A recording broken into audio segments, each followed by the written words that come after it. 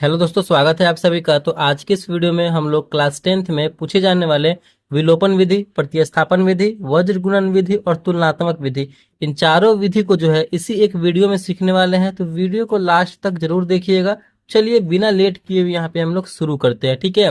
तो चलिए यहाँ पे विलोपन विधि से समीकरण को बनाना सीखते हैं। यहाँ पे दिया गया है 2x + 3y = 11 और यहाँ पे है फिर 2x - y = 3।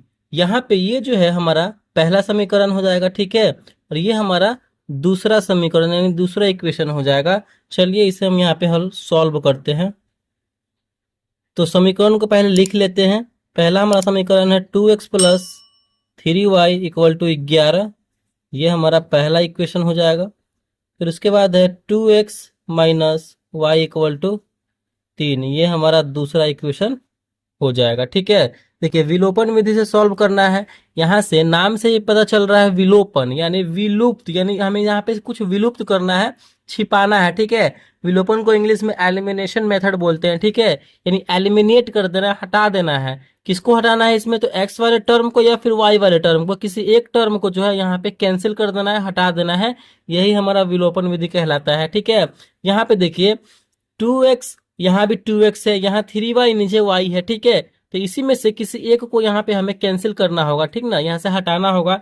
देखिए यहाँ पे ऊपर में 2x, नीचे में भी 2x, यानी ऊपर में भी जो संख्या यहाँ पे है, नीचे में भी वो संख्या यहाँ पे है, तो दोनों में सेम संख्या होना चाहिए, ठीक है। यानी बराबर बराबर होना चाहिए, तभी विलुप्त होगा। तो यहाँ पे ऑलरेडी हमारा ऊपर में 2x है, नीचे में भी 2x है। ये दोनों क्या है? प्लस में है। एक को अगर हम माइनस में कर देते हैं तो एक प्लस में हो जाएगा और एक माइनस में हो जाएगा, तो घट नहीं जाएगा, कैंसिल नहीं हो जाएगा। तो एक्स वाला कैंसिल हो जाएगा, वाई वाला बचेगा, तो वाई का मान निकल जाएगा, ठीक है। तो ऐसे हमें करना है, दिमाग लगाना है। यानी हमें यहाँ पे क्या करना पड़ेगा? समीकरण को घटाना पड़ेगा, ठीक है। यहाँ पे हम क्या लिखेंगे? बना रहे हैं हम लोग। तो समीकरण 1 और 2 को घटाने पर, ठीक है, घटाने पर समीकरण 1 और 2 को यहाँ पे हम लोग घटा रहे हैं। तो घटाइए। यहाँ पे देखिए क्या लिखेंगे? समीकरण है 2x + 3y = 11। दूसरा है हमारा 2x - y = 3 है। घटा रहे हैं। घटाने का मतलब क्या है? घटाने, जब भी आप घटा रहे हो या फिर जोड़ रहे हो तो नीचे वाले चिन्ह को हमेशा देख के चलना है, ठीक है। इसके नीचे, यहाँ पे इसके आगे कुछ भी नहीं तो प्लस है, हम माइनस कर रहे हैं पहले से, प्लस माइनस माइनस, तो माइनस यहाँ पे हो जाएगा। यहाँ पे ऑलरेडी माइनस है, हमें नीचे वाले चिन्ह को देख के चलना है हमेशा, इस बात का आपको ध्यान रखना है, ठीक है। तो नीचे वाला हमारा माइनस है और हम क्या कर रहे हैं? माइनस कर रहे हैं। तो माइनस और माइनस मिलकर क्या हो जाएगा? प्लस। यानी अब ये y जो है हमारा माइनस में नहीं रहा, अब ये y हमारा प्लस में हो चुका है, ठीक है। यहाँ पे देखिए कुछ भी नहीं इसके आगे, इसका मतलब क्या? प्लस है और हम माइनस कर रहे हैं, तो प्लस और माइनस मिलकर होता है माइनस। अब इसको हम फिर आगे सॉल्व करेंगे।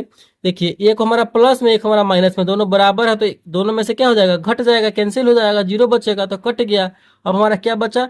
3y और y, ये क्या है? प्लस में दोनों है, 3y और 1y को जोड़ेंगे तो हो जाएगा हमारा 4y।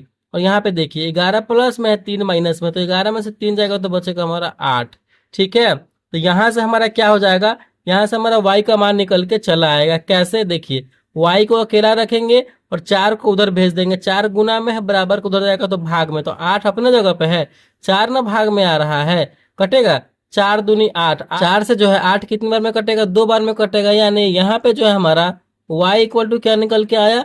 2 निकल के आया, ठीक है। जब एक का हमारा वैल्यू निकल के चला आया y = 2, तो हम समीकरण 1 में या फिर समीकरण 2 में किसी में भी y का मान रख देंगे तो हमारा x का मान निकल के चला आएगा, ठीक है। चलिए समीकरण 2 में रखते हैं यहाँ पे हम लोग y का मान। तो हम क्या लिखेंगे यहाँ पे? समीकरण समीकरण 2 में y का मान रखने पर, समीकरण 2 में y का मान रखेंगे। समीकरण 2 है हमारा 2x - y = 3, ठीक है। 2x - y = 3 है। इसी में रखिए, y की जगह पे 2 रखेंगे। 2x - y बराबर क्या रखेंगे? 2 = 3। फिर इसको सॉल्व करेंगे। यहाँ पे हो जाएगा हमारा 2x, इस 2 को उधर भेज देंगे, नंबर वालों को नंबर वाले के साथ रखेंगे। माइनस में 2 है, बराबर को उधर जाएगा तो प्लस में, यानी 3 और प्लस में 2 हो जाएगा। फिर करेंगे तो हमारा देखिए x को इधर रखेंगे, x का मान निकालने के लिए x को अकेला रखेंगे और 3 और 2 हो जाएगा 5, और यहाँ पे देखिए गुना में है, बराबर को उधर जाएगा तो भाग में, यानी x का मान हमारा क्या निकल के आ गया, तो 5/2। यहाँ पे देखिए x बराबर हमारा निकल के आया 5/2, y बराबर हमारा निकल के आया 2। यही तरीका है हमारा विलोपन विधि से समीकरण को हल सॉल्व करके उसका मान निकालने का x और y का। तो आई होप ये आपको विलोपन विधि समझ में आ गया होगा। चलिए अब हम यहाँ पे प्रतिस्थापन विधि से समीकरण को हल करना सीखते हैं। चलिए तो दूसरा यहाँ पे हमारा क्या है, x + y = 7, 2x - y = 5। इस समीकरण को जो है, इस इक्वेशन को जो है प्रतिस्थापन विधि से सॉल्व करना है। चलिए यहाँ पे हम लोग इसको बनाते हैं। पहले हम इक्वेशन लिख लेंगे, हल कर रहे हैं। हमारा पहला इक्वेशन है x + y = 7, ये हमारा पहला इक्वेशन हो जाएगा। दूसरा इक्वेशन है 2x - y = 5, ये हमारा दूसरा इक्वेशन, दूसरा समीकरण हो जाएगा। ठीक है, तो इसको हम सॉल्व करेंगे। देखिए प्रतिस्थापन, यानी प्रतिस्थापन कहने का मतलब क्या है, प्रतिस्थापन, इससे पता चल रहा है क्या, स्थापना करना है, यानी हमें किसी न किसी का वैल्यू निकाल करके उसमें प्रतिस्थापित करेंगे। प्रतिस्थापन को इंग्लिश में सब्स्टिट्यूशन मेथड बोलते हैं। चलिए बनाते हैं। देखिए आपको प्रतिस्थापन विधि से जब भी समीकरण को सॉल्व करना हो ना, तो समीकरण 1 में आप समीकरण अगर 1 को लेके चलते हैं तो इसमें अगर x का मान निकालते हैं तो समीकरण 2 में इसी x के मान को x की जगह पे प्रतिस्थापित करना होगा। अगर आप y का मान निकालते हैं तो समीकरण 2 में y की जगह पे प्रतिस्थापित करना है, रखना है। ठीक है, अगर समीकरण 2 को हल करते हैं उसमें से x का मान निकालते हैं तो समीकरण 1 में x की जगह पे प्रतिस्थापित करना है, ये तरीका है। चलिए हम समीकरण 1 को लेके चलते हैं, ये हम करेंगे पहले। तो क्या लिखेंगे यहाँ पे हम, समीकरण 1 से। ठीक है, आप किसी को भी लेके चल सकते हैं। समीकरण 1 से, समीकरण 1 को सॉल्व करके उसमें हम x का या फिर y का, किसी का भी मान निकालेंगे। समीकरण 1 है हमारा x + y = 7। x का निकालेंगे तो x को इधर ही रखेंगे, y को उधर भेज देंगे। 7 अपनी जगह पे है, y इधर प्लस में, बराबर को उधर जाएगा तो माइनस में। ये हमारा समीकरण 3 बन गया। ठीक है, यानी x का मान निकल के आया है फिलहाल हमारा 7 - y, ये हमारा समीकरण 3 हो गया। तो इसी ये जो हमारा x का मान आया है, हम क्या करेंगे, समीकरण 2 में प्रतिस्थापित कर देंगे। ठीक है, ये हमारा तरीका होता है। इसी x के मान को समीकरण 2 में प्रतिस्थापित कर देंगे x की जगह पे। चलिए तो हम क्या लिखेंगे यहाँ पे, हम यहाँ पे लिखेंगे समीकरण 2 में x के मान को प्रतिस्थापित करने पर या फिर रखने पर, प्रतिस्थापित करने पर, ठीक है, प्रतिस्थापित कीजिए। समीकरण 2 हमारा क्या है, लिखेंगे पहले 2x - y = 5 है। चलिए सॉल्व कीजिए। 2x की जगह पे क्या लिखेंगे, यही x का मान, 7 - y, फिर इसके बाद यहाँ पे -y है = 5। फिर इसको सॉल्व करेंगे तो यहाँ से हमारा जो है y का वैल्यू, जो प्योर y का वैल्यू होता है वो निकल के चला आएगा। गुना करेंगे 2 में 7 से, 7 गुना हो जाएगा 14, फिर y में 2 से करेंगे तो 2y, माइनस में है तो माइनस में 2y, फिर -y है तो y = 5। चलिए 14, 2y - y, मतलब 2y माइनस में है, माइनस में y है, तो क्या हो जाएगा मिलके हमारा -3y। ठीक है, = 5। इसको सॉल्व करेंगे और नंबर, जो नंबर वाला है ना उसको नंबर वाले के साथ रखेंगे, यानी 14 और यहाँ पे 5 जो है ये नंबर वाला है तो इसको एक साथ करेंगे। 14 को क्या करेंगे, हम उधर भेज देंगे। ठीक है, 14 को उधर भेज देंगे, या फिर आप क्या कीजिए 5 को इधर कर लीजिए और 3y को उधर भेज दीजिए। 14 अपनी जगह पे है, बराबर के इधर 5 प्लस में है, इधर आएगा बराबर के इधर तो माइनस में 5 हो जाएगा। और यहाँ पे हम माइनस, यहाँ पे 3y को उधर भेज रहे हैं तो यहाँ पे माइनस में 3y है, बराबर के उधर जाएगा तो प्लस में 3y हो जाएगा। ठीक है, सॉल्व करेंगे तो 14 में से 5 जाएगा तो हो जाएगा हमारा 9 = 3y। ठीक है, y का वैल्यू यहाँ से निकल गया, बिल्कुल निकल जाएगा हमारा y का वैल्यू। क्या हो जाएगा, y का वैल्यू निकलेगा तो 9, यहाँ पे y के गुना में 3 लगा हुआ है, बराबर के इधर जाएगा तो भाग में, और इधर बच गया y। 9 में 3 से भाग करेंगे तो 3 तिहाई 9, 3 बार में कट रहा है, यानी y का मान हमारा क्या निकल के आया, y का मान निकल के आया 3। जब हमारा एक y का मान निकल के आ गया तो हमारा x का मान नहीं निकल जाएगा, प्योर वाला बिल्कुल निकल जाएगा। हम क्या करेंगे, समीकरण 1 में, 2 में या फिर 3 में, किसी में भी आप प्रतिस्थापित कर दीजिए, रख दीजिए y का मान, तो हमारा जो है x का मान निकल के चला आएगा। यहाँ पे हम क्या लिखेंगे, समीकरण 3 में ही रख देते हैं, जो हमारा यहाँ पे बना हुआ है, आसान है, जहां पे आपको आसानी लगे ना उसी में रख दीजिएगा। ठीक है, समीकरण 3 में y का मान रखने पर समीकरण 3 क्या है, x equal to 7 - y, x equal to 7 - y। चलिए x की जगह पे क्या रखेंगे हम, कुछ नहीं, x है तो इधर ही रहेगा, 7 बराबर 7 - y, y की जगह पे 3 रखेंगे।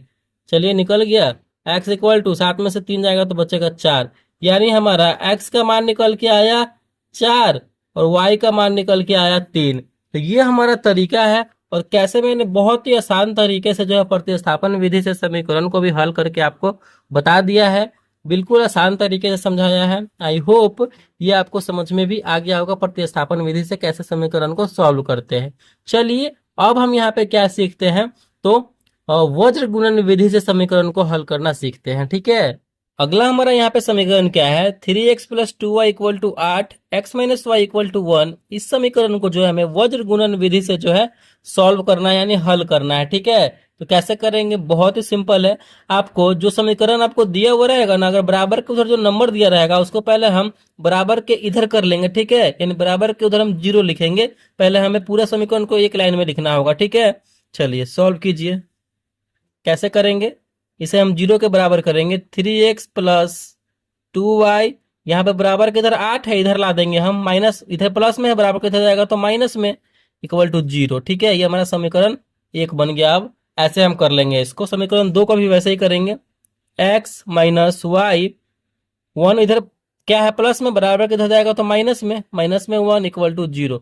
ये हमारा समीकरण 2 हो गया। ठीक है, चलिए वज्र गुणन विधि को जो है बीजगणितीय विधि भी कहते हैं। ठीक है, बीजगणितीय अलजेब्रिक मेथड भी कहते हैं। तो हमें इसमें क्या करना होगा, कुछ ए बी सी का वैल्यू निकालना होता है। कैसे निकलेगा वो देखिए, समीकरण 1 जो होता है ना हमारा, एक्स के जो आगे लगा रहता है उसको A1 बोलते हैं, और इसको y को जो आगे लगा रहता है, जो नंबर लगा रहता है गुना के रूप में, उसको B1 और इसे हम C1। ठीक है, वैसे ही समीकरण 2 में A2 B2 C2। ठीक है, हमें A1 B1 C1 A2 B2 C2 का मान निकालना होगा, तभी जा करके हम वज्र गुणन विधि से समीकरण को सॉल्व कर पाएंगे। चलिए पहले हम यहाँ पे A1 का मान निकालते हैं। A1 हमारा मतलब 1 वाला जो है समीकरण 1 से निकलेगा। ठीक है, A1 यानी x के जो गुना में लगा हुआ रहेगा वही हमारा A1 का मान, x के गुना में 3 है तो 3, चलिए A1 का मान निकल गया। B1 का मान कैसे निकलेगा, y के जो गुना में, तो वो पहले समीकरण में, क्योंकि B1 है तो पहले समीकरण से ही होगा, y के तो 2 है। C1 यहाँ पे देखिए ये क्या है, माइनस में 8 है तो माइनस में 8, अगर यहाँ भी रहता ना माइनस तो माइनस यहाँ पे 2 होता, तो ये भी देख के चलना है। अब यहाँ पे क्या करेंगे हम, A2 यानी समीकरण 2 को लोग चलेंगे। x के गुना में कुछ भी नहीं है तो क्या होता है हमारा 1 होता है, इस बात का ध्यान रखना है। चलिए फिर उसके बाद क्या हमारा B2 का मान निकालने के लिए y के गुना में कुछ है नहीं है तो 1 होता है, तो हमारा 1। चलिए उसके बाद हमारा C2 यानी यहाँ पे क्या है, माइनस में 1 है तो माइनस में 1, और यहाँ पे देखिए माइनस y था तो यहाँ पे क्या हो जाएगा, B2 का मान -1 हो जाएगा, इस बात का ध्यान रखना है आपको। ठीक है, तो यानी हमारा C2 भी क्या हो जाएगा, तो -1 हो जाएगा। जब ये निकाल लेंगे ना आप, ये अच्छे से निकालेगा, क्योंकि अगर ये माइनस प्लस छूटा तो आपका आंसर जो है नहीं मिल पाएगा। ठीक है, चलिए अब हम क्या करते हैं, वज्र गुणन विधि का एक फॉर्मूला होता है, उस फॉर्मूले से उसको हम बनाएंगे। तो वज्र गुणन विधि को सॉल्व करने का फॉर्मूला क्या होता है हमारा, यहाँ पे हम लिखेंगे वज्र गुणन विधि से, वज्र गुणन विधि हमारा होता है x/B1 into C2 minus B2 into C1 equal to y/C1A2 minus C2A1। ठीक है, उसके बाद 1/A1B2 माइनस A2B1। ठीक है, ये हमारा फॉर्मूला होता है, तो इसको थोड़ा सा आप अच्छे से याद कर लीजिएगा, जिससे कि आपको आसानी हो और जब भी वज्र गुणन विधि से समीकरण आपके सामने आए तो। ठीक ना, अब हम क्या करेंगे, अब A1 B1 B2 C2 इसका मान रखेंगे इसमें, तो हमारा यहाँ पे बन के चला आएगा। तो हम क्या करेंगे, एक बार x वाले को और इस वाले एक वाले को जो है आपस में इक्वल करेंगे हम। ठीक है, बराबर करेंगे, तो यहाँ पे लिखेंगे हम x बटे में B1 का मान पहले रख देंगे। ठीक है, B1 का मान क्या है हमारा, B1 हमारा देखिए कहाँ पे 2 है, तो 2 गुना है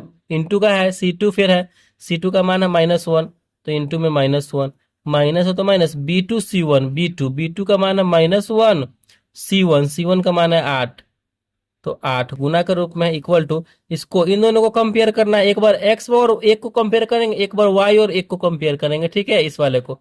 चलिए फिर हम इसको कंपेयर करेंगे, तो 1/A1, A1 B2, A1 का मान है 3 और B2 का मान है -1, माइनस A2 का मान क्या है हमारा, 1 है, तो 1, और B1 का मान है 2, तो 2। अब इसे हम कंपेयर करके सॉल्व करेंगे, तो सॉल्व कीजिए, क्या हो जाएगा हमारा, x/2 में 1 से करेंगे माइनस में है तो -2, और -1 में 8 से करेंगे तो -8, और माइनस में -8 से करेंगे तो प्लस, यानी प्लस में 8 एकम 8, ठीक है। फिर ये हमारा 1/3 में -1 से करेंगे तो -3, और यहाँ पे हो जाएगा -2 एकम 2, तो 2। फिर इसको सॉल्व करेंगे, सॉल्व कीजिए, क्या हो जाएगा हमारा, x/में 8 में से 2 जाएगा तो बचेगा 6 इक्वल टू, और 1/में -3 और -2 मिलकर हो जाएगा 5। यहाँ से हम क्रॉस मल्टीप्लाई करेंगे जिससे कि हमारा x का मान निकल के चला आएगा, ठीक है। क्रॉस मल्टीप्लाइकेशन कीजिए, x में 5 से करेंगे तो हो जाएगा 5x इक्वल टू 6 में 1 से करेंगे तो 6, ठीक है। तो x का मान क्या निकल के आएगा, 6, 5 को इधर लाएंगे तो भाग में चला आएगा 6/5। ये हमारा जो है x का वैल्यू निकल के आया 6/5। इतना बनाने के बाद जो है हमारा कहीं ना कहीं मिस्टेक हुआ है, ठीक है। देखिए कहाँ मिस्टेक हुआ है, यहाँ पे देखिए, ये जो 8 है हमारा माइनस में होगा, क्योंकि यहाँ पे माइनस में 8 है तो C1 का मान यहाँ पे माइनस में होगा, ठीक है। जब ये हमारा -8 हो गया तो यहाँ पे भी हमारा -8 होगा, यानी -8 और -1 में गुना करेंगे तो 8 ही कम 8 हो जाएगा, और 8 में 1 से करेंगे तो 8 ही कम 8, यानी माइनस में भी हमारा ये माइनस हो जाएगा, हमारा ये हमारा पूरा माइनस में हो जाएगा, ठीक है। अब देखिए -8 और -2 मिलकर हो जाएगा हमारा -10, और ये हमारा -2 और -3 हो जाएगा, मिलकर हो जाएगा हमारा -5, ठीक है। अब हमारे यहाँ पे देखिए, यहीं पे मिस्टेक हुआ है थोड़ा सा, माइनस प्लस यही होता है, माइनस प्लस जैसे छूटा आपका पूरा मिस्टेक हो जाएगा, ठीक है। चलिए फिर यहाँ से हम इसको बना देंगे, क्या, ये हो जाएगा हमारा x/में -10 इक्वल टू 1/5, क्रॉस मल्टीप्लाइकेशन करेंगे, -5 क्या हो जाएगा, -5x इक्वल टू -10, ठीक है।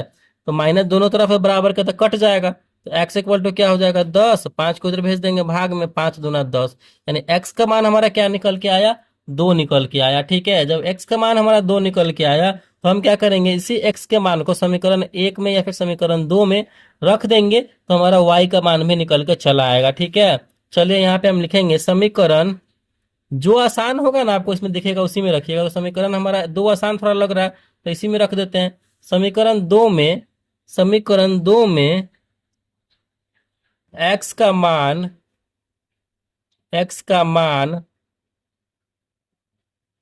रखने पर, समीकरण 2 है हमारा x - y - 1 इक्वल टू 0, यही ना है, रखिए x की जगह पे 2 रखेंगे, 2 - y। अब देखिए इस एक को उधर भेज देंगे तो प्लस में हो जाएगा, बिल्कुल हो जाएगा। क्या कर देंगे हम यहाँ से, y को इधर ही रखेंगे, ठीक है, और 2 को उधर भेज देंगे तो इधर -y बचा, तो 1 - 2, ठीक है। तो यहाँ पे देखिए -y इक्वल टू, 1 में से 2 जाएगा तो माइनस में 1 बचेगा, दोनों तरफ माइनस है तो कट जाएगा, यानी y इक्वल टू हमारा बचा 1। कितना आसान है, y बराबर आ गया 1, x बराबर आ गया 2, यही ना हमारा निकल के आ गया x और y का वैल्यू वज्र गुणन विधि से सॉल्व करने पर। यही हमारा तरीका होता है वज्र गुणन विधि से समीकरण को बनाने का। आई होप ये वज्र गुणन विधि से भी आपको समझ में यहाँ पे आ गया होगा। अब हम यहाँ पे जो है तुलनात्मक विधि से समीकरण को हल करना सीखते हैं। अब हमारा यहाँ पे समीकरण क्या है, x + y equal to 8, x - y equal to 2, यानी इस इक्वेशन को जो है तुलनात्मक विधि से हमें जो है हल करना है, ठीक है। देखिए तुलनात्मक विधि कहने का मतलब क्या है, आपको तुलना, मतलब इससे पता चल रहा है क्या, तुलना करना है। यानी आप समीकरण 1 को अगर सॉल्व करते हैं, उसमें x का मान निकालते हैं, और समीकरण 2 को सॉल्व करके x का मान निकालते हैं, तो उन दोनों को जो हमें तुलना करना है, ठीक है। यही हमारा तुलनात्मक विधि कहलाता है। अब समझिए कैसे तुलना करेंगे, चलिए बनाते हैं, सॉल्व करेंगे। समीकरण को पहले लिखते हैं, x + y इक्वल टू 8, ये हमारा समीकरण पहला है। उसके बाद है x - y इक्वल टू 2, ये हमारा समीकरण दूसरा है। हम क्या करेंगे, तुलनात्मक विधि से जब भी हमारे सामने आएगा सवाल तो हम क्या करेंगे, पहले समीकरण को लेकर चलेंगे और पहले समीकरण में x का या फिर y का मान निकाल लेंगे, हम फिर उसके बाद समीकरण 2 में x का मान या फिर y का मान निकाल लेंगे। ठीक है, समीकरण पहले 1 से चल रहे हैं। समीकरण 1 से, समीकरण अगर एक आप 1 में x का मान निकाल रहे हैं तो समीकरण 2 में ही हमें x का मान निकालना होगा। ठीक है, अगर y का निकाल रहे हैं तो समीकरण 2 में हमें y का ही मान निकालना होगा। इसका बात ध्यान रखना है आपको। समीकरण 1 से, समीकरण 1 है हमारा x plus y equal to 8। यहां से हमारा निकल जाएगा, x को इधर रखेंगे और y को उधर भेज देंगे, इक्वल टू 8, और y है प्लस में, बराबर को उधर जाएगा तो माइनस में। ये हमारा तीसरा इक्वेशन हो जाएगा जहां हमारा x का मान निकल के आया है। फिर हम क्या करेंगे, समीकरण अब 2 से चलेंगे, क्योंकि समीकरण 1 में हमारा x का निकल के आ गया। तो समीकरण 2 से, समीकरण 2 हमारा क्या है, x minus y equal to 2 है, यही ना है, x minus y equal to 2 है। यहां से हम क्या करेंगे, यहां से भी x का मान निकाल लेंगे, x इक्वल टू 2, और यहाँ पे उधर जाएगा तो प्लस में 2y इक्वल टू हमारा ये हो जाएगा, हमारा क्या, ये हो जाएगा हमारा चौथा समीकरण। तीसरा निकल गया, चौथा निकल के आ गया। अब हम क्या करेंगे, ये जो हमारा तीसरा और चौथा इक्वेशन निकल के आया है, एक्स एक्स का मान निकल के आया है, तो इसी दोनों को जो है हम तुलना करेंगे, आपस में कंपेयर करेंगे। ठीक है, तो यहाँ पे हम क्या लिखेंगे, समीकरण समीकरण 3 और 4 को तुलना करने पर, समीकरण 3 और 4 को तुलना कर रहे हैं। 3 हमारा क्या है, x का मान निकल के आया है 8 माइनस वाई, 8 माइनस वाई जो निकल के आया है ना, वही हमें लिखना है, 8 माइनस वाई इक्वल टू, तुलना करने का मतलब क्या है, दोनों को बराबर करके लिखना है। ठीक है, समीकरण 4 में क्या निकल के आया है, 2 प्लस वाई, यही ना निकल के आया है। अब इन्हीं दोनों को तुलना करके यहाँ से y का मान निकाल लेंगे। कितना सिंपल है, बिल्कुल, जो नंबर वाला है नंबर वाले के साथ, और जो अल्फाबेटिकल वाला है उसको उसके साथ रखेंगे। ठीक है, यानी 8 को और 2 को एक साथ, 8 इधर है, 2 बराबर के उधर है, प्लस में इधर आएगा तो माइनस में 2 इक्वल टू, y जो है इधर अपने जगह पे है, ये y को उधर भेज देंगे, माइनस में है तो प्लस में हो जाएगा। यहां से निकल गया, 8 हमें से 2 जाएगा तो बचेगा 6, और y मिलके क्या हो जाएगा 2y, क्योंकि 2y है तो जुटने वाला है। तो यहाँ से y का मान निकल के आ गया 6। यहाँ से 2 को जो है अकेला छोड़ देंगे, इधर ले आएंगे तो गुना में, बराबर किधर जाएगा तो भाग में, और y अपने जगह पे है, कटेगा, 6 में 2 से भाग करेंगे, 2 तिया 6 3 बार में, यानी y इक्वल टू हमारा क्या निकल के आ गया, मान 3 निकल के आ गया। जब y का मान 3 निकल के आ गया, किसी एक का भी अगर निकल जाए तो दूसरा निकालना बहुत ही आसान है। तो या जब हमारा y का निकल के आ गया 3, तो क्या कीजिएगा आप, समीकरण 1 में, 2 में, 3 में, 4 में, जितना भी समीकरण दिया रहेगा उसमें से आप किसी में भी रख दीजिएगा ना y का मान, तो आपका x का मान निकल के आएगा। चलिए हम समीकरण 4 में ही रखते हैं, तो हम यहाँ पे क्या लिखेंगे, समीकरण 4 में y का मान रखने पर, समीकरण 4 हमारा क्या है, x equal to 2 plus y है, यही ना है।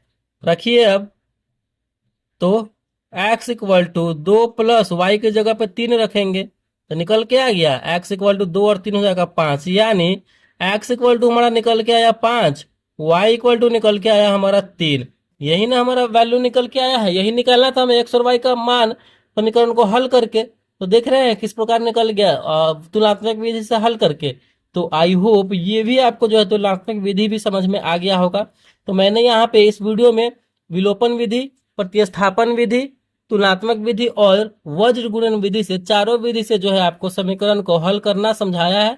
ठीक है, तो अगर वीडियो को अच्छा लगा और पसंद आया, समझ में आया, तो प्लीज वीडियो को लाइक कीजिएगा, चैनल पर नए हैं तो चैनल को सब्सक्राइब जरूर कीजिएगा।